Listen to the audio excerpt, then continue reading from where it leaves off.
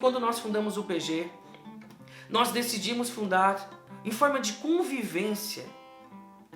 Porque eu sabia que era impossível pregar o Evangelho e manter essas pessoas convertidas se não fosse pela convivência. Porque só a convivência realmente mantém a pessoa convertida. A pregação até converte, convence. A pessoa se sente tocada, vai para casa, se sente o máximo, diz: agora eu sou de Deus. Mas quando a vontade de fazer alguma coisa errada, com uma tristeza, quando a dor, quando a angústia bater, se não tiver alguém que já passou por isso do lado dela para auxiliar, ela vai deixar Deus sim e ponto.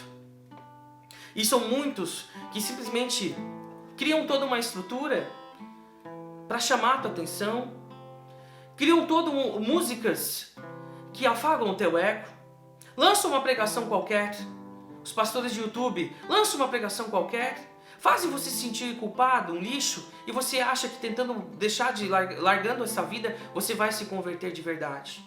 Mas não está lá para quando você sofrer. E você vai sofrer. E daí você deixa essa fé. E se sente mais um lixo ainda ao ponto de se sentir um desviado, como dizem algumas pessoas. Como muitos dos jovens que vêm até mim dizem: Simão, eu estou sentindo longe de Deus. Ou Deus está longe de mim. Isso é porque escutaram uma pregação que fazia você se sentir culpado e você não conseguiu vencer, você que não conseguiu cumprir o que aquela pregação pedia e hoje você se sente um lixo. Na verdade, Deus nunca esteve longe de você, você nunca esteve longe de Deus. E mesmo que você quisesse, era impossível que isso acontecesse. Na verdade, a sua consciência está pesada, nada mais. E eu digo para você, é um evangelho coerente o que se prega? Não, não é um evangelho coerente. Jesus falava e falou para Nicodemos que é necessário nascer de novo.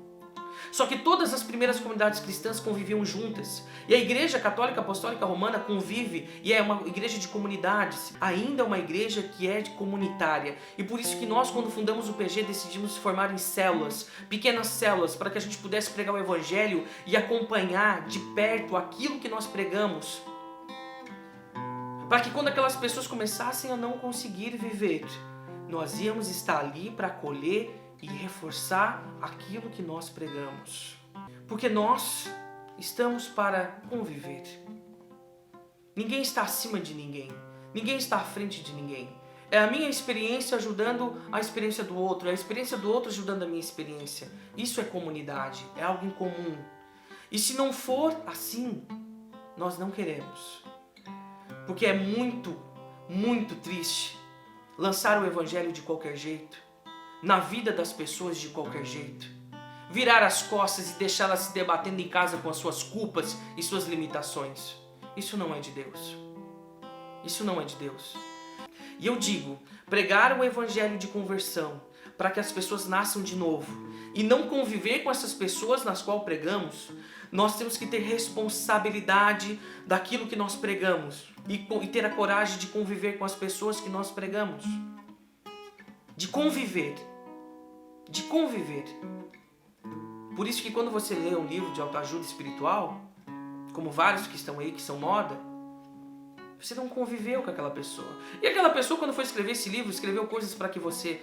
Coisas que ela... Não nem que ela acha, mas coisas que você vai gostar de ouvir. Ninguém realmente escreve um livro com críticas, com aquilo que acha de verdade. Porque sabe que vai ser condenado pela comunidade que está lendo. Mas eu digo para você, quando você é líder, quando você prega aquilo que realmente você viveu. E aquilo que você não conseguiu viver, você não prega. Porque se você não conseguiu viver, ninguém mais vai conseguir viver. E eu não estou falando de mim, eu estou falando da história espiritual, do ministério na qual nós vivemos. E eu cobro, e eu sempre digo isso para os líderes. Se vocês pregarem alguma coisa que vocês ainda não viveram, Ele, o Deus que é justo, fará vocês viverem. E muitas vezes a pessoa chega para mim: irmão, eu estou passando por uma provação gigantesca. E quando nós vamos ter uma conversa mais profunda, tu começa a analisar que foram coisas que aquela pessoa pregou da boca para fora. E que agora Deus vai fazer ela viver na marra. Porque é injusto que você pregue e pese a vida das pessoas, dizendo que ela não pode fazer isso, que ela não pode fazer aquilo, que ela tem que fazer isso, que ela tem que fazer aquilo, sendo que nem você consegue. Deus vai te fazer viver. Por isso que você tem que buscar um evangelho coerente e verdadeiro. E ele disse: em verdade eu vos digo, quem não renascer da água e do Espírito não poderá entrar no reino dos céus. Não poderá entrar no reino dos céus. quem não nascer da água do Espírito. O que me deixa intrigado é que eu vejo algumas pessoas que são católicas, que se batizam em outras igrejas. E muitas vezes eu vejo lá embaixo, na descrição, que agora eu me converti, agora eu realmente vou mudar de vida. E logo em seguida eu olho mais para frente e vejo que aquela pessoa não mudou de vida. Vou falar uma coisa para você. A conversão, o batismo, ele não é mágico, ele não é nem milagroso. Quando nós fomos batizados quando crianças ou até como adultos, ali foi impresso no nosso coração uma identidade de filho de Deus. Mas por que Jesus pediu tanto que a gente se suportasse e que a gente amasse o outro e que a gente perdoasse o outro? Porque ele sabia que mesmo que você fosse batizado, você continuaria sendo um ser humano. Você continuaria com os mesmos defeitos, com as mesmas patologias, com tudo aquilo que você é. E você logo cairia de novo. Então a conversão, ela está longe de não pecar, de ser o não pecar.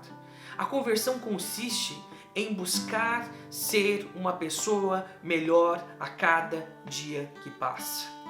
A conversão está longe de entender toda a Bíblia e de não errar. A conversão está em, não importa o erro que você cometa, nunca no seu coração desista de Deus. A conversão, ela está longe de ser um mostrar para as pessoas que você está buscando a Deus. A Bíblia diz que quando você for orar, entra no seu quarto, no oculto, que o vosso Pai vai vos escutar. Eu vejo várias pessoas que postam várias coisas no Twitter, eu vejo várias pessoas que postam várias coisas no Instagram, várias coisas no seu WhatsApp, falando de Deus. Mas pouco se importam com as pessoas. Elas jamais foram de Deus de fato e de verdade. E eu digo para você que a convivência em que nós estamos vivendo, aí sim é o que nos torna pessoas de Deus. A conversão, ela está longe de ser uma pessoa apenas batizada. A conversão, ela consiste em ser uma pessoa melhor todos os dias. Porque no dia que você foi batizado, no dia que você realmente, que a sua família, ou depois de adulto, você aceitou a Deus, aceitou a Jesus, você não recebeu superpoderes. Você recebeu impresso no seu coração a marca de filho de Deus. E quando Jesus disse, é necessário você nascer de novo, Jesus está falando em que nós precisamos sim mudar de consciência e de pensamento. Todos os dias. Não é deixar de errar, não é deixar de pecar. Nós devemos fugir do pecado, sim, mas nós devemos buscar essa mudança interior todos os dias. E por isso que eu louvo a Deus, porque Ele me deu a graça de ser rodeado com uma quantidade de pessoas muito grossas e estúpidas, que acham que de alguma forma estão me machucando, mas estão me fazendo crescer muito. E eu digo isso para os meus colegas de trabalho, que são os meus professores e agora colega de trabalho, e eles são muito duros, e eu digo graças a Deus, porque cada vez que eles chegam para mim e digam, você está errando aqui, você está errando ali, eu chego em casa e eu agradeço a Deus profundamente, porque eles conseguiram enxergar coisas que eu não estava enxergando. Não existe pessoa perfeita. Não pare de buscar a Deus. Isso é nascer de novo. Isso é conversão. Bem-aventurados sois vós, misericordiosos, porque alcançarão misericórdia.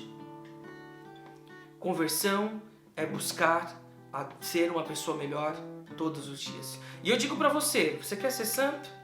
Se rodeie de pessoas verdadeiras. Se rodeie de pessoas grossas. Se rodeie de pessoas que têm a coragem de olhar para o teu olho, olhar na tua face e dizer a verdade para ti. Se rodeie de pessoas que não têm uma mínima intenção de te agradar. Porque essas pessoas, elas vão te levar para mais perto de Deus. E eu louvo a Deus por isso. Louvo a Deus por isso. E honro as amizades que Deus me deu, que são verdadeiras. Porque não tem um pingo de respeito por mim, e que não tenham mais mesmo. Porque aí vão ter a capacidade de chegar para mim e dizer, você está errando e eu vou me corrigir. Eu digo, se você tem amigos assim, louve a Deus por isso, você encontrou um tesouro. Porque eles acham que de alguma forma podem ter te machucado. Mas Jesus também tinha amigos verdadeiros. Jesus chamou Tiago de filho do trovão. Chamou todos aqueles que estavam ao seu redor de pessoas de pouca fé, de incrédulos. Ele estava repreendendo os apóstolos. Ele estava literalmente dizendo para vocês, seus incrédulos, filhos de pouca fé, homens de pouca fé. A Bíblia diz que quando Tiago, Pedro e João foram pregar, e as pessoas não escutaram ele, João e Tiago simplesmente disseram: Jesus, que caia fogo do céu para queimar essa galera toda. E Jesus disse: eu não vim para perder, eu vim para salvar. Eles estavam dando a ideia para que Jesus pedisse ao Pai que dançasse fogo do céu para incendiar o corpo daquelas pessoas, para matar aquelas pessoas. Esses eram os apóstolos. E Jesus chamava a atenção deles o tempo todo. Jesus chegou para Pedro e disse assim: tu vai me trair. E Pedro traiu. Negou Jesus várias vezes. E eles fugiram de Jesus. E todos se esconderam. E a Bíblia diz que quando Jesus morreu, eles foram pescar. Eles esqueceram a missão, perderam o sentido da missão. E a Bíblia diz que quando Jesus apareceu, eles estavam pelados, estavam nus nas suas barcas, porque simplesmente voltaram às suas vidas anteriores. E é isso que acontece quando nós nos afastamos de Deus, nós voltamos à nossa vida anterior. Por isso que eu digo para você, não importa aquilo que aconteça, não cometa o erro dos apóstolos, que quando Jesus morreu, eles simplesmente voltaram à sua vida anterior. Se você se sentiu culpado porque você errou e pecou, não saia da presença de Deus. Não desista de Jesus, não desista do Evangelho. Fique de pé. Fique de pé. Fique de pé. E se você acha que você se converteu, e você não vai errar mais, você não vai pecar mais, você está errado. Você vai continuar errando, você vai continuar pecando. Saiba que o batismo e a conversão é uma decisão de iniciar um processo de conversão. De iniciar uma busca para Deus. De iniciar uma busca em direção a Deus.